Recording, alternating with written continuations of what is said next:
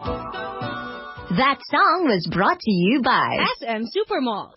Have a merry shopping season this SM holidays. This portion was brought to you by MX3. Mag-MX3 araw-araw para M-extraordinary. Ideal Vision Center. Go for the ideal care. Ikaw at Ideal Vision Center, ideal together. Malinaw, di ba? Wilkins Pure. Alis body toxins, pasok sa budget. And Simdex D. For #unexpected sipon, headache, sinusitis, body pain, or allergy, be Simdex D ready. If symptoms persist, consult your doctor.